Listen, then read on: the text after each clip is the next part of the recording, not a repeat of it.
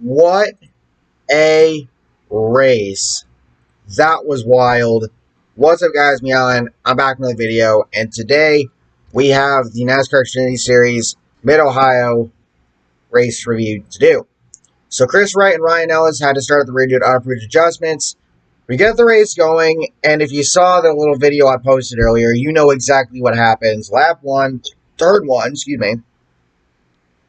Noah Gragson gets off in the grass. It looked like somebody ahead of him got in the grass and the dirt first, or mostly the dirt, and kicked the dirt up. Or as Luke Bryan once saying, kick the dust up. And Gragson couldn't see shit, and he ended up in the grass. Major damage. He doesn't even get to complete a full lap. His day done. Cody Ware also spun around in the oil that Gragson had dropped, and it just... You saw earlier, I'm not going to talk about it any further, because again, I completely raged. So Gregson's day is done. A little bit later, Tommy Joe Martin's, he brings out a caution. His engine blows up. He's done. Jeffrey Earnhardt would come down pit road. The hood would go up on his car, and then he would end up going to the garage. Bailey Curry also went to the garage. And then we get going again. David Starr had to come down to pit road with shifter issues at one point. Harrison Burton ended up slow with a right front tire rub, also damaged. He ended up in the grass. And Burton had to pit, and then his race was done due to the damage. Some drivers would pit before the end of stage one, including Ty Gibbs, Daniel Hemrick, Myatt Snyder, Andy Lally, and Miguel Paludo, and at least one other driver. And Paludo would actually end up getting into the gravel trap, but he manages to get out of it. And Adrian Allmendinger picks up the stage one victory. Cindric second, Haley third, Jeb Burton fourth, Allgaier fifth, Brandon Jones sixth, Riley Herbst seventh, Alex Abay eighth, Michael Annett ninth, and Jeremy Clements in 10th. Now, there was a lot of confusion with the way pit road was working in this race. So right here, Greg Galding, he would have to restart at the rear, after doing his green flag fuel stop in less than 50 seconds. There's a 50-second minimum stop under the green flag, 50 seconds from the yellow line pit entry to yellow line pit out per progress. And Colby Howard and Ryan Ellis would have to restart at the rear for taking more than 70 seconds on pit road under yellow. If under 70 seconds, don't lose position among those who pitted.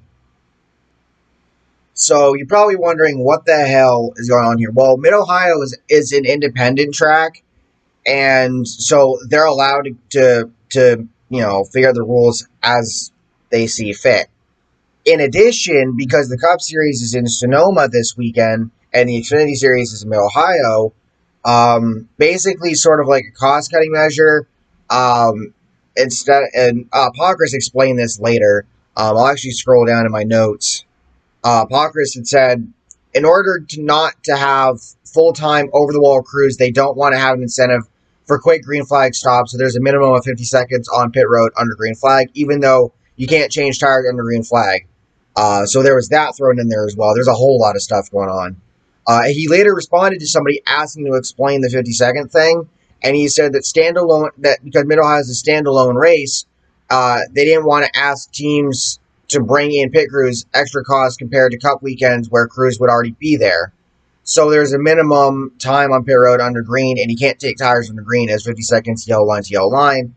I think this had a lot to do with the fact that a lot of Xfinity teams normally will have a Cup team doing their pit stops most of the time. But again, Cup's out in Sonoma, Xfinity's in Mid-Ohio.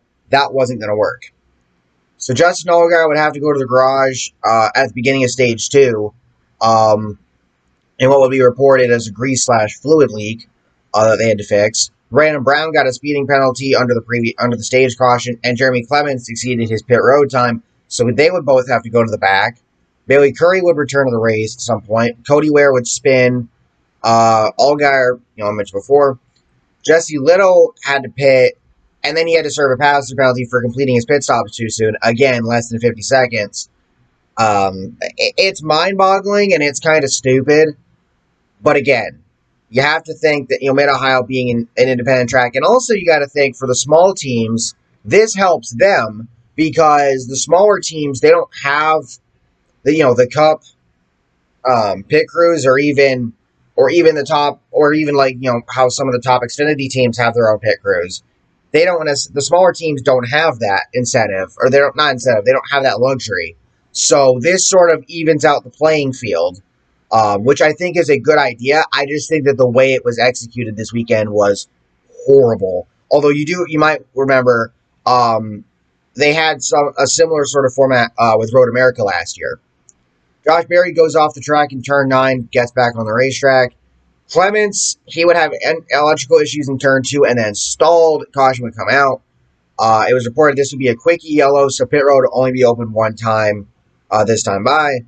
And then Cindric, Annette, Ryan Ellis, Landon Castle, Ryan Vargas, Cody Ware, Joe Graf Jr., and Josh Berry would all pit. Allgaier returns. Chris Wright goes off the track and gets back on. It's like they showed it. He literally went around one of the curbs. I mean, not like he was intending to. He just ended up in the grass. Daniel Hemrick would have a left rear tire blowout. I didn't see what happened to cause it, but it happened. AJ Allmendinger, he would pit before the end of the stage, as does Chris Wright. Hemrick drops some debris, but no caution late in the stage. Josh Williams, Miguel Paludo, Andy Lau, and a few others pit. And then AJ Allmendinger gets a failure to meet minimum pit road time penalty. Again, the 50-second thing. He would have to restart at the rear at the end of stage 3, or during stage 3. And Justin Haley would win stage 2. Brandon Jones 2nd, Jeb Burton 3rd, Riley Herbst 4th, Austin Cindric 5th, Alex LeBay 6th, Mike Snyder 7th, Brandon Brown 8th, Michael Annett 9th, and Ryan Ellis would grab a top 10. Brandon Brown, he bodies or gets into Jade Buford in the final turn. Buford was running 8th. Brown obviously needs the points and the stage points, but it caused Buford to spin and cost him a top 10 stage finish. And by the way, if you saw American Ninja Warrior, their season 13 premiere this past week, congrats to Jade Buford on advancing to the regional finals after he competed in the first episode of the new season. He made it all the way to the 4th obstacle, fell on the 4th obstacle, but made it far enough, fast enough to make the top 30. So we will see him in Los Angeles for the regional finals. Of course, the qualifiers filmed at the Tacoma Dome, and we'll see what happens. Buford might make it to Vegas. We'll see. I think it would be pretty cool if he did, but we'll find out soon enough. Soon enough in a few weeks' time, but that's besides the point. So, Chris Wright sped on pit road. Cody Ware, like Allmendinger, also did not spend the minimum pit road time necessary, so they would all start at the rear. I already explained what Pockris said. Jeremy Clements stalls again. Andy Lally got an uncontrolled tire penalty. Ryan Sieg would stay out. Clements ended up getting pushed to the garage. Cindric gets the lead off the restart. Preston Pardis gets moved into the grass by Brandon Jones. Brandon Jones was pretty aggressive in this race, I will say that. He bodied a few people. Bailey Curry's day ended up being done. Cody Ware would spin, but that would not bring out the caution. Jeb Burton would bring it out for getting stuck in the gravel. Some drivers would pit. Allmendinger takes it 3 wide on the restart going into turn 1, and Cindric spins. Basically what happened was, there was a whole lot that went on here. Basically what happened was, they come out turn 1, it's Cindric and Gibbs battling each other, and then something happened. Gibbs, I don't know if he got loose, or I think he might have got loose or something. He ends up getting into I think he either got into Haley first and then Annette, or Annette first and then Haley. Haley gets into Cindric, and Cindric gets bodied. He ends up spinning in the grass. Paludo would also have some front damage. And then we see another crash. Chris Wright, basically what happened, and Brandon Jones was involved in this one. He gets into Alex LeBay. LeBay spins, or slides up, and Chris Wright and Kyle Weatherman get caught in it. Brandon Jones able to drive away. So Jones caused a few incidents today. Yeah, not fun. Cindric and Weatherman pit, and as we're coming to the line, we're coming to the final turns for the restart, Brett Moffitt, who I think got up to like 2nd or 3rd on the restart following all the chaos that happened,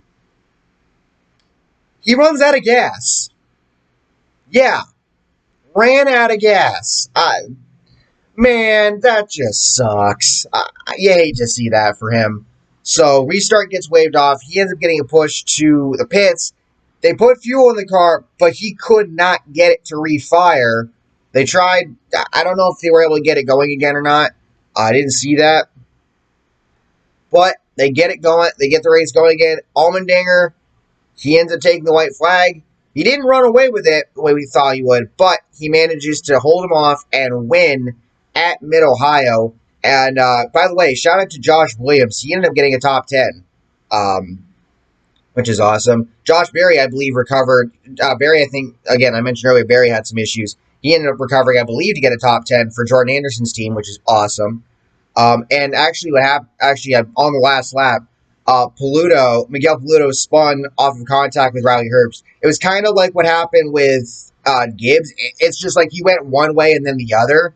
Kind of the same thing with Herbst, and he ended up getting into Paludo. I don't think he was intending to, but that's what happened. Paludo ended up in the grass, and then Andy Lally, who dropped a couple spots in one of the turns, he ends up getting into Herbst, and Herbst ends up in the gravel. And Lally, I believe, finished by the top 5. So, yeah, this race was fun, chaotic, crazy, and Allmendinger picks up his second W of the 2021 season. Congrats to Allmendinger. Basically, college domination for the most part. And, yeah, so next race up will be Texas for both Xfinity and trucks. Cup obviously is at Sonoma this weekend, and then next weekend is they'll be at Texas as well, but that will be for the All-Star race, which that's going to be confusing as fuck with the format. So we'll see how that goes from there. But anyway, thank y'all for watching. Hope y'all enjoyed. Let me know your thoughts on the race below. A lot to talk about with it, and I will see you all next time. And I'll also drop a link to Dom2K's Twitch, because he is actually, right before I came on to film this, he tweeted out he was going live on Twitch for the 1983 season of his 2K77 sim. So go ahead and go check that out. And yeah, I'll see y'all later. Peace.